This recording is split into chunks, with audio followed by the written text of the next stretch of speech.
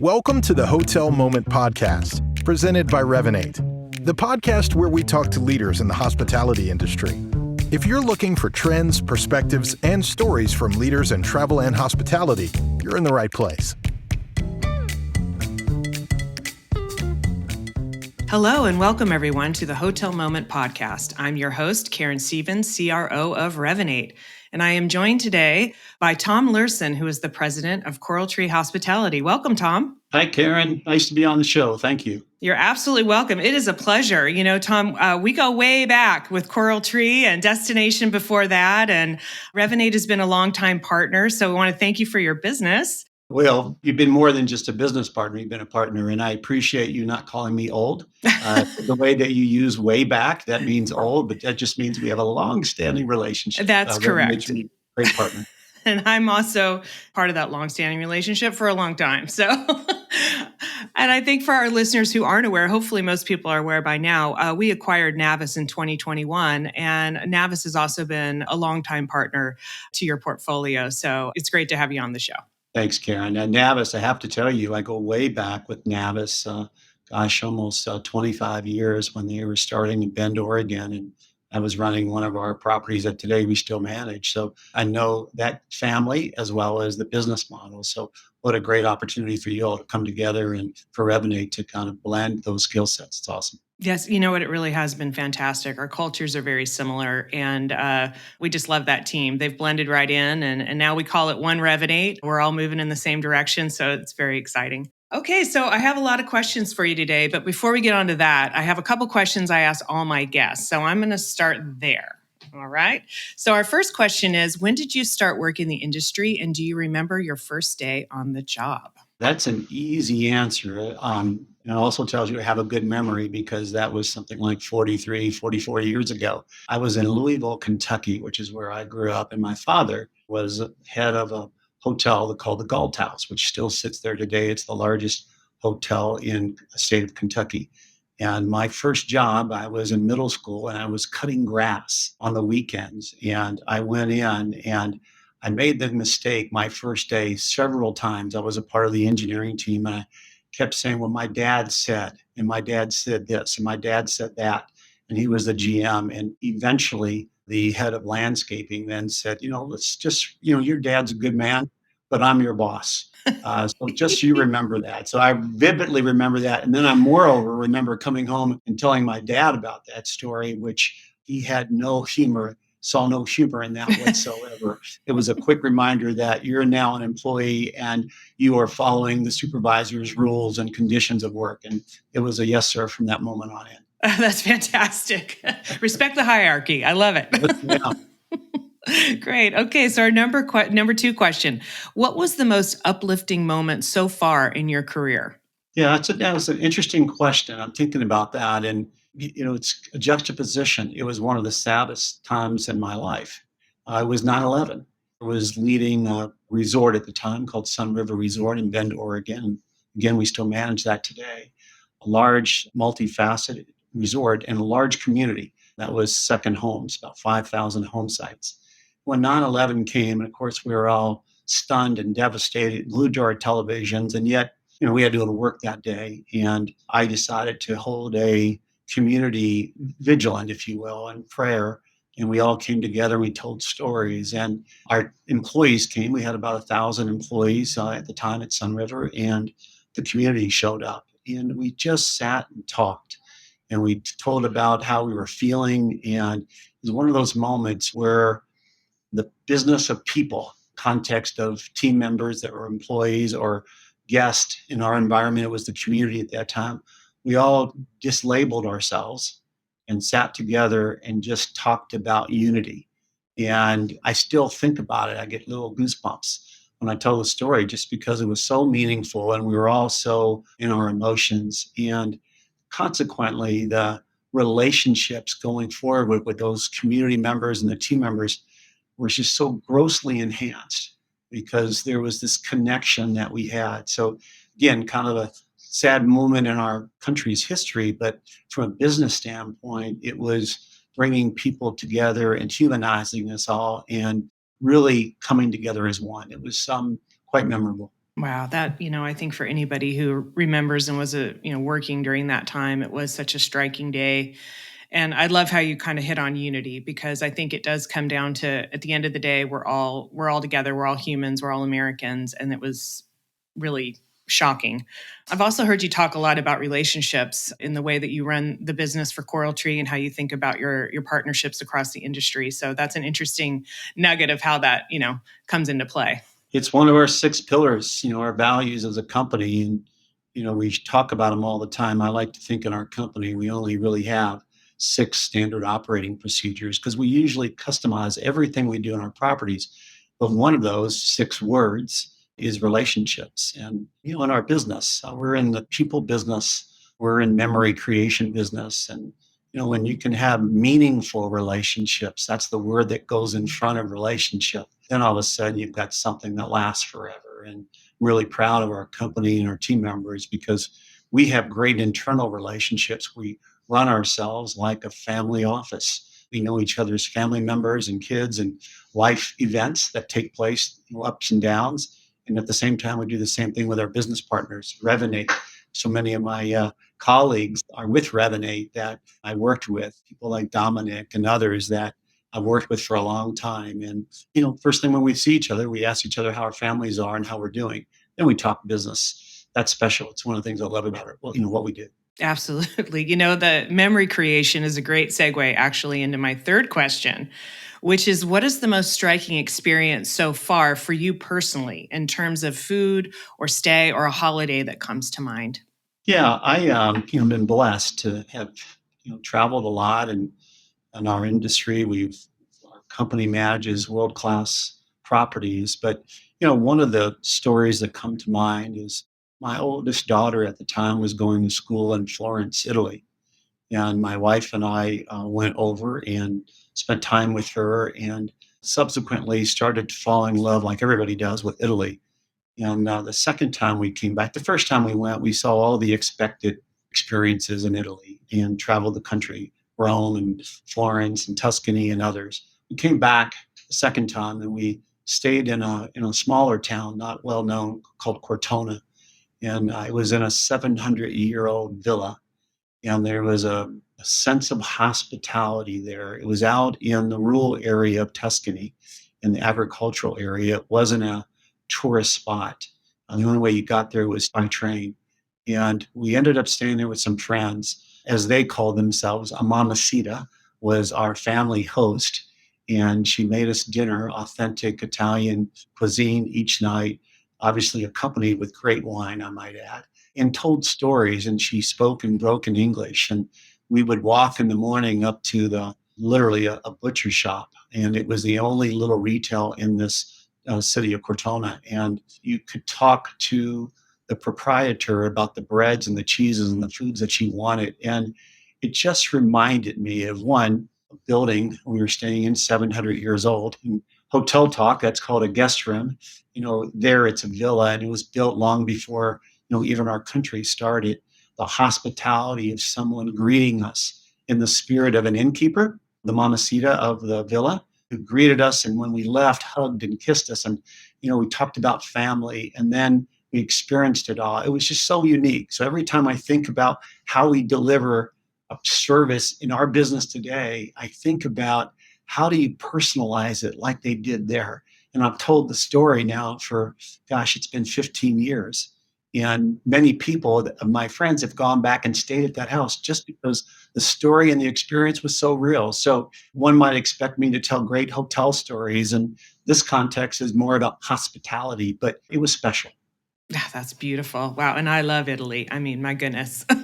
It's hard not to. It's hard not to. Yeah. What a tremendous experience for your daughter as well. Was that her first time kind of living outside the country, traveling? It was. Yeah, she was a student at Purdue in hospitality, studying hospitality, and she did a 6-month curriculum over there. And, it really, like much of us have experienced when you travel for the first time outside the country, you realize, all the things you hadn't seen. And for us, it was also special because we had traveled, but to have someone that by the time we got there, she'd already had some relationships and knew more about the local experience, which is the way we like to travel. We like to travel more where the locals like to go as opposed to where the tourists like to go. And it was great. We had a guided tour and it was wonderful. That's wonderful. What a great memory. Fantastic. Okay, shifting gears a little bit here. Have you met any celebrities while you've been in the trenches in the industry? I have. I'd been in the resort business a long time. And one of my first jobs was in Nashville. Coming out of college, I worked at Opryland Hotel, which is now a part of the Gaylord, but it was the original Gaylord Hotel at the time.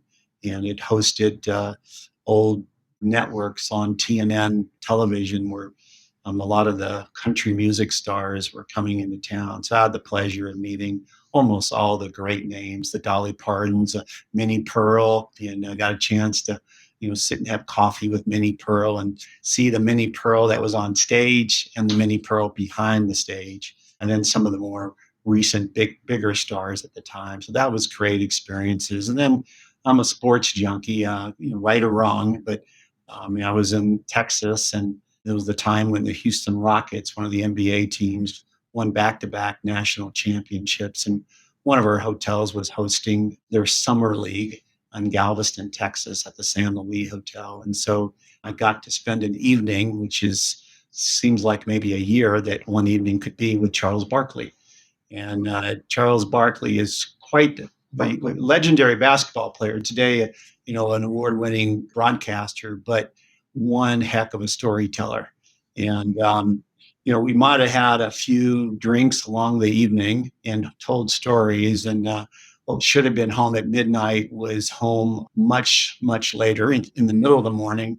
And pictures and the stories were just unbelievable. And, when you're in the resort world, which is where I've been, and we've been blessed to meet all kinds of people, and we meet those celebrities, whether they're politicians. I played golf with Dan Quayle and played golf with President Bush when he visited us in Oregon. Just had those types of experiences. What I love about it is it's out of context. It's when they're not on the metaphorical stage or on television or doing what they become famous about. So getting a chance to seeing them in their regular lifestyle, that's what's really cool about it. And it's also, you're really reverent. You don't want to be a fan at the moment. You want to preserve their privacy and enjoy it. So that's been fun to see that part of the celebrity world. Yeah, that's fantastic. And Dolly Parton, by the way, that would be amazing for me. Amazing. She is the real deal. One of the most prolific business women in the country, but also has this persona that is real. Sometimes you wonder if it's not, if it's a stage presence or not, but she is just fabulously genuine and full of faith and a great, great sense of humor. Fantastic. Love it. Okay. So speaking of fabulous women, our last question for you, who are the women at work you have been most inspired by? And I know this is tough because there's probably a long list, but can you think of a few? It's not tough. I appreciate that, Karen, but it's not tough because the industry has now got a lot of great, great leaders, and they happen to be women, and they're fabulous. And I could talk about people that have run brands in the hotel space or innovators and disruptors, but mine are the team members I work with because I know them as business leaders, but I also know them as humans and people that are away from work, and I know how they juggle their lives. So I've got people like Terry Hack. Terry Hack was the president of our property in Southern California, Terranea Resort. She's a world-class person. She helps to found one of our programs, Women in Leadership and Hospitality, for CoralTree. So Terry's awesome. And April Shute. April is the VP and Managing Director at Town and Country out in San Diego. And she's had a storied career running some of the best resorts in the country, like La Quinta and Costa and others. And she's just great. And Julie Wooten, that heads up our people services, where she leads a big part and an important part of our company in terms of talent development and the culture. But all these people, they have lives outside of their business, and the way they balance their lives, their businesses, the way they have represented our industry and changed it. We're a company that's got more than 50% of our executive leadership in women, and that's been quite the change. And it's when you see what somebody can do, then they open up the doors for others. And these are real pioneers. So they have my love and appreciation, and I'm fortunate to call them peers. Oh, that's fantastic. I have had the pleasure of meeting Terry, and she's amazing. So thank you for calling out some of the great women that you work with there at CoralTree. Very cool. Yeah, thanks. I know you met Terry. Terry is one of those people that speaks all over the country too for our industry. She's represented our company on the AHLA boards and other venues. She's just a real passionate leader of the industry. Okay, so let's talk a little bit more about CoralTree. So, CoralTree Hospitality, I believe we have 25 hotels. Is that right? Is that where we are today? We do, Karen, 25 and counting, as they say. And then we've got another 7 or 8 properties that are coming out of the ground. So they're not able to be booked yet, but they're projects that are being created and built, and they're underway now. So some exciting times with those as well. Great. And I think the most interesting thing for me, or one of the most interesting things about CoralTree, is the diversity of the properties in the portfolio. So can you you mentioned Terranea, but can you talk a little bit more about, kind of how you approach, there's different owners, there's different needs per property. So how do you think about maximizing the benefits of CoralTree with those hotels? I think every company has a certain niche, and I'm a fan that says, supports the notion that you can't be everything to everybody. So our niche in the management of hotels and resorts is to be in the kind of upper upscale quality genre or to luxury. We lean a little bit toward the independent space, albeit we have several brands, soft brands and hard brands. But end of the day, what CoralTree excels in my view, is we start with an empty canvas and we go to a market. I'm here in Denver today, and so in Golden, Colorado, we have a great little hotel, Hotel Eddie. It's the Eddie Taproom Hotel, and came out of the ground during pandemic and opened up, and it's just knocking it out of the park.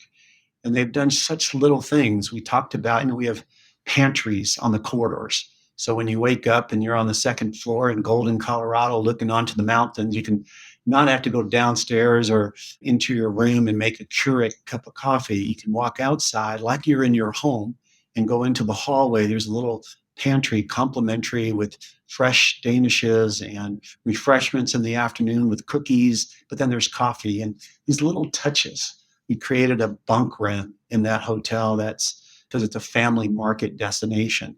And it's the number one room type that we have, 2 bunk beds and a family bed for mom and dad, if you will. And you create this customization. We have a beer, that product. It's an Eddie beer that we ended up branding with. And so just some fun things. And then you can talk about Terranea in Southern California, just the opposite of a boutique. Here's a property that's world-class, one of the last major resort developments on the coastline there in Southern California, outside of Los Angeles, Palos Verdes.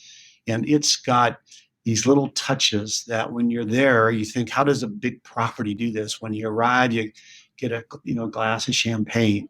When your sundries in your shower, your shampoos and things like that have a customization to it. You've got sundries that are really coming out of the ocean right there at the beach that we're extracting out and converting it into salt.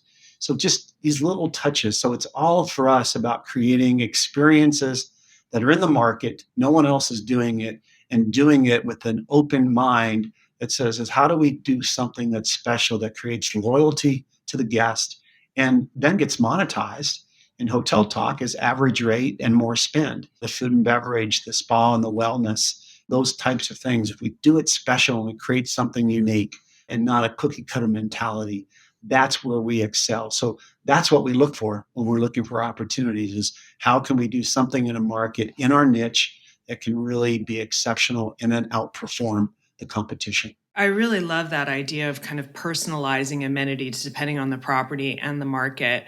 And also what you mentioned is that can also drive loyalty and more revenue ultimately. So those two things aren't mutually exclusive. Providing a beautiful experience and spending the investment to make sure that for the guest it's absolutely beautiful. But that also, make sure you have a successful property and a great ROI.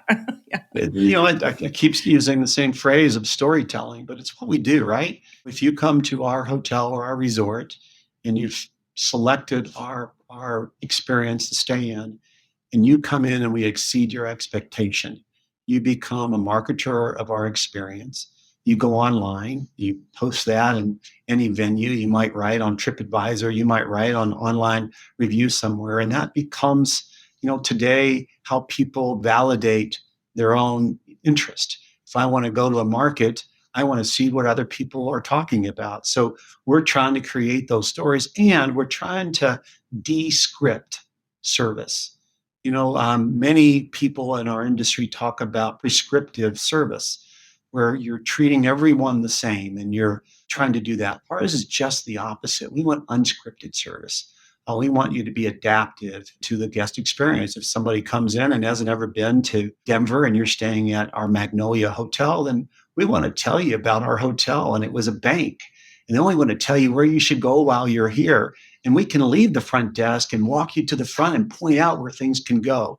We want to personalize things and create relationships. And my experience is you do that better when it's unscripted because it becomes genuine and authentic. So that's a big part of our service ethos. I love that. I think I go back to what you were talking about, your experience in Italy, right? Like the real core of hospitality is someone genuinely wanting to make sure you have a good time and help you understand where you are. And I love that. It's a great analogy to that. And it's really hard in our business when you get scale. When you start to become so big, the only way you can really manage big is to have standard operating procedures that everyone follows. Our model is to not worry about how big we are, is to worry about how good we can be. And if we can do that by creating these great experiences, and each experience is different than another. What we do at Sun River Resort in Bend, Oregon is very different than what we do at Suncadia Resort up in the Washington State Central Market. It's all unscripted. It's starting with that empty canvas, if you will. Yeah, I love that. I love that. So one thing that we've been talking a lot lately on this podcast, and we're hearing a lot out in the industry, is all about sustainability. So when you think about what guests really want, I think even more now than ever, want to make sure that the footprint is as minimal as possible when they're coming in. So can you talk a little bit about Bloom and what that is for CoralTree Hospitality and how you think about sustainability? Yeah, you get me all excited when you talk about that because it's something that's at our core. Is that we want our guests to see it and feel it, but it starts with us. We have to believe in it. I really believe the best experiences you create for the guests are the ones that you believe in yourself the most.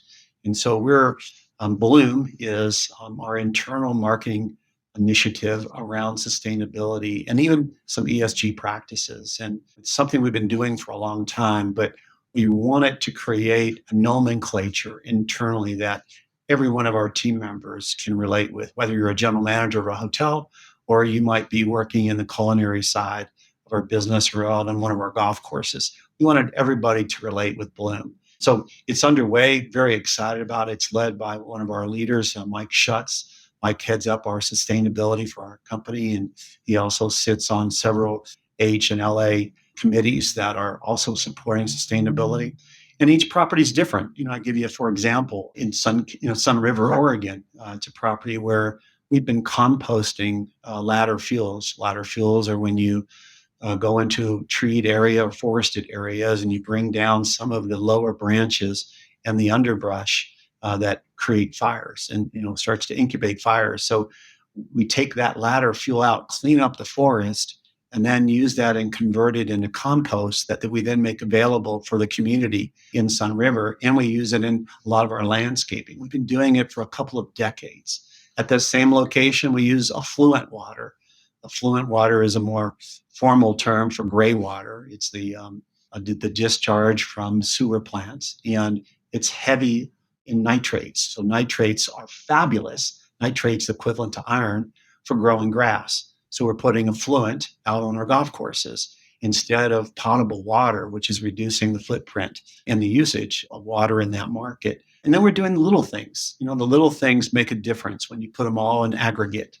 We've gotten away from bottled water and we're using a different product. So we're not putting the plastic, into the earth, if you will. We're now got the refill stations, and we're using Blue Water, which is another business partner that we're working with that's got sustainability at the core of their foundation for providing water. So then we're constantly asking ourselves, what can we do different? We're change our straws, in all of our restaurants. We've got, over 60 restaurants, and, a lot of the straws used to be plastic, and they're no longer plastic. They're all recyclable. And then there's more sophisticated things. At Suncadia, we're a LEED certified building. So not only do we have the service practices, but in the building practices, our spa there, Glade Spring Spa, is a silver LEED certified, sustainable built facility. And it's almost an oxymoron because spas take up a lot of water consumption. And here's this model. We wanted to do the right thing for the community there. So we got certified for that. So very interested in it. And then we're also students. We're learning. What we're finding is that, frankly, the youth of our industry is much more aware than the older dogs, if you will, and that's me. And they really do make decisions based upon, how people and how businesses are responsive to the social concerns of the country and the world. And we're a part of that. You got to believe and listen to your customers. And we've got a committee now. We have Bloom representatives from all of our properties, and they come together with Mike Schutz, and they talk about things that we can do together for best practices. And we're giving people a voice as opposed to saying, here's what we think we're supposed to do. We're asking our team members and our guests, and then we're responding to it. So we've got much more to do, but the stage is set for us to be really successful there in committee. I love that. I love an open channel of communication because you're right. Just because we both have experience, let's call it that way. We have a lot of experience doesn't mean we always have the answers. And there's always more ideas, and the more diverse the voices coming up through the ranks are, I think the better we can do. But those are some fantastic examples. I love the idea of clearing brush and, living in California where we're always terrified of fire season. It's like, every little bit helps. Everything helps. There's another great example. I have one more I just thought about as you said that is down in Lake Nona, which is a community outside of Orlando. We have the Wave Hotel. It's this fabulous new built hotel. It's owned by Tavistock, and Lake Nona is a master plan development of businesses and community coming together as one. And the skin of the building is built with what's called view glass. And view glass is like a smart window pane. It takes out the ultraviolet rays that are coming into the building, which consequently then drives up your energy consumption. And it takes that out. If you're as old as I am, the old sunglasses that you used to wear and you'd walk into a room full of sun, then your lenses would adjust to that. In a more technically advanced way, it's the same thing that view glass does. So it's eliminated in this high-rise 21-story building. It's completely skinned with view glass. Very expensive to build, but in the long haul, it will reduce energy consumption and be much more friendly to the environment. And I love that we've done that. There's not another hotel in the country that's using view glass right now.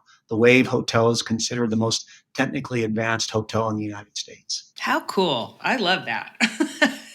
Those are like the progressive eyeglasses, right? You walk in, they're like, doo-doo-doo. So yeah, the whole building does that. So cool. And it's done subtly. And as a guest experience, you're fascinated on how it works. And then you understand what the impact is after you learn how the functionality works. I love it. And that's just another thing for me. I think when we talk about the generations coming up, that does engender loyalty right there. Knowing that the brand you're going to stay with cares about the environment, cares about sustainability, wants to be energy efficient. I think that can be just as important as the experience itself. You feel good about going there, right? Well said. I agree 100% with you. Excellent. Okay, so my last question, we've talked a lot about your career history. You've been through a couple of recessions. We just went through a pandemic. What are your thoughts about, when you think of economic uncertainty, how can hoteliers leverage tech adoption or other solutions to help them kind of navigate the rough waters? Well, you point out correctly, the company I'm with today is owned by Lowe, which is a privately held company in LA. We've been in hospitality for 50 years. And if you follow the economic history of our company, that takes you through 7 or 8 cycles, down markets and things like the impact of catastrophic events like 9/11 or others, the pandemic, of course, but we've also lived through economic cycles. And I think the way you survive through that is that one of your foundational principles as a business leader is to innovate. Our industry as a whole are slow adopters to capital. On capital improvements because our margins and hospitality are not robust like some other industries. We are slow to adopt and always waiting for someone else to do it, and then we're followers. So our lessons learned is don't be a follower. If you feel like you can find a way to innovate and to create better experiences, to find a way to minimize your expenses, technology is a big piece of that. If we're so interested in talking to our guest, think about it. When I started the business, it was the old handwritten comment cards, and you hope someone filled them out and you literally read them manually and you distributed them out through a mailbox that was hand delivered because there wasn't this thing called email when I started. Today now we've got a company like Revinate and others that can aggregate, take information and put it to us, and then we can talk to the guest. How awesome is that? We just talked about how we use technology in building to lower our expenses to operate a building. So we use view glass at the Wave Hotel in Lake Nona so that at the end of the day, the expense that the operator and the owner has to deploy to run energy into the hotel is reduced, which gives more freedom for greater profit margins, but also gives us a way to spend money differently. So technology comes in so many different ways. If I'm going to go to a hotel, on Friday, and I get a text through some type of text mechanics and technology that says, Mr. Luerson, I understand you're coming to visit us in our property. I understand that you've got preferences as a guest. You like Diet Coke and you like coffee. So I'll have that ready for you. And they're talking to me via text. Think about how advanced that is. But yet there's a real technology platform behind it that makes that work. So for us, it's helping us to be more efficient.